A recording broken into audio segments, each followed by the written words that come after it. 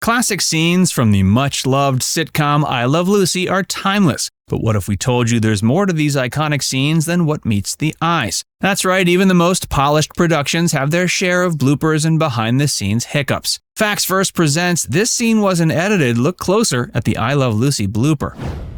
Set slip-ups. From the get-go, the inaugural episode, Lucy Thinks Ricky is Trying to Murder Her, plays host to a few unnoticed mishaps. As our beloved Lucy and Ricky twirl in a joyous dance within the comfortable confines of their apartment living room, a blink and you'll miss it goof is on display. For a brief moment, the wall demarcating the different sets subtly slips into view, giving us an unplanned sneak peek into their bedroom. Further in the same episode, another delightful blunder surfaces. I Love Lucy was, as you may be aware, a trailblazer in employing the 3-camera technique for filming sitcoms on a studio stage. When Ricky attends to a phone call seated at his desk, for a fleeting moment, you can spot one of the additional cameras making an unintended cameo on the right side of the frame. Favorite uncle? In one of the initial episodes, Kim and Craig affectionately refer to Harry as their favorite uncle. Lucy chimes in, stating humorously that he's indeed their only uncle. But in a twist, during the 3rd season, we're introduced to Herb Hinckley, portrayed by Alan Oppenheimer, who's none other than Lucy's brother. Lucy learns to drive.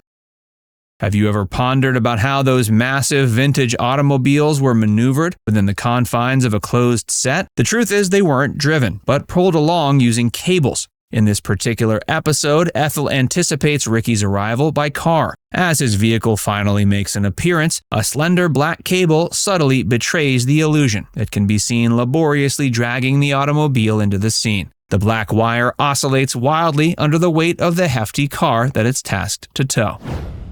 The anniversary present and Hollywood anniversary.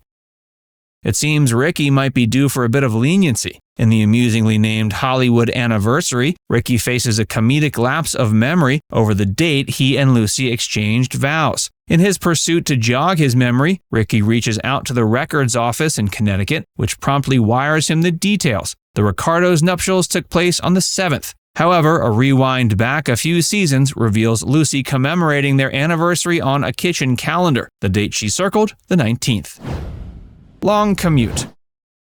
Harry and the quaint town of Borrego Springs, California, share a couple of notable mentions. Nestled outside of San Diego, Borrego Springs is a charming desert community where Gale Gordon, the actor behind Harry, constructed a ranch in 1949. He subsequently earned the title of honorary mayor of the town, a distinction he held onto until 1974. But this serene location is a staggering 150 miles from Los Angeles, the place where Harry resides and earns his living. Dropping the Stache. In the episode titled Ricky's Contract, Lucy and Ethel don masculine disguises to infiltrate a men's-only club. As they try to make their unnoticed exit from the club, a comic mishap occurs. Lucy inadvertently drops her faux mustache onto the floor. The incident triggers an uproar of laughter from both Lucy and Ethel, disrupting their previously stealthy exit.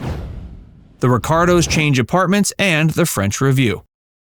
In the 2nd seasons, the Ricardos elevate their living standards, shifting into the dwelling known as Apartment 3B, a detail made clear by the front door inscription. However, the ensuing season presents us with an unexpected change. The apartment morphs into 3D, a fact revealed in the French Revue. What's the rationale behind this alteration? Interestingly, in the preceding episode, Lucy Tells the Truth, the scriptwriters had Lucy cheekily declare her apartment number as 3D during an audition to land a clever pun.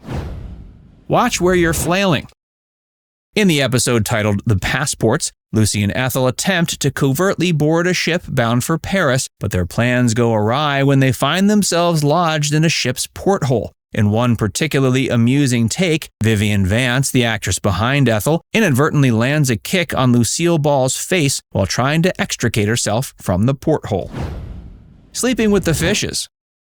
The Ricardos are purported to reside in an apartment at 623 East 68th Street, a location that would in reality find itself submerged in the East River. While it might seem like a humorous oversight, it's not truly a blooper. This intentional faux address was crafted to evade legal entanglements with a genuine address.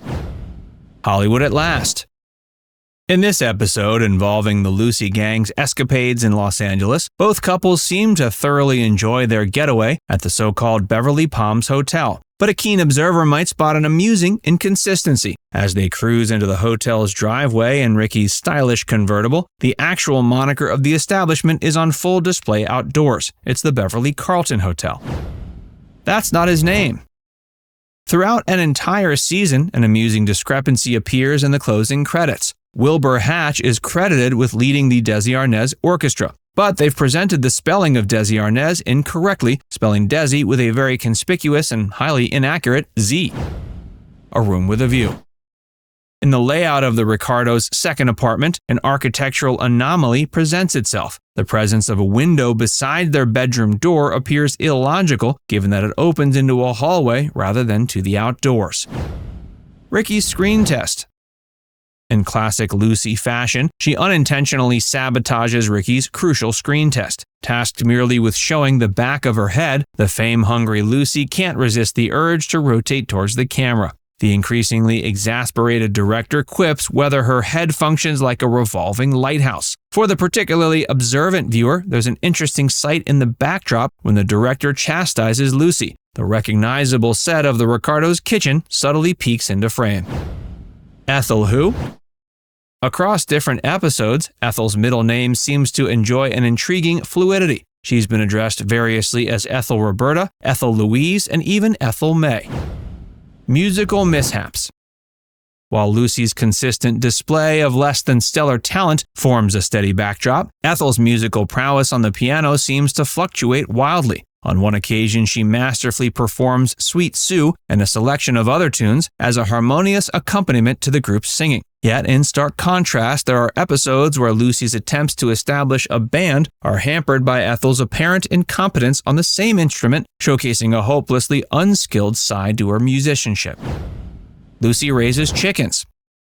One of the series' most unforgettable moments unfolds when a flock of charming chicks run amok in the Ricardos' Connecticut residence. Ensuring the safety of the tiny feathered performers was paramount to production, so a mini fence was erected on the set to keep the chicks contained. For the eagle-eyed viewer, the chicken wire enclosure can be briefly discerned tucked away in a corner of the frame.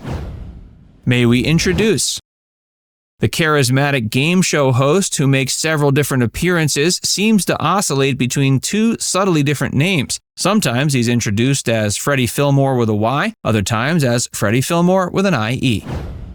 Keep your story straight.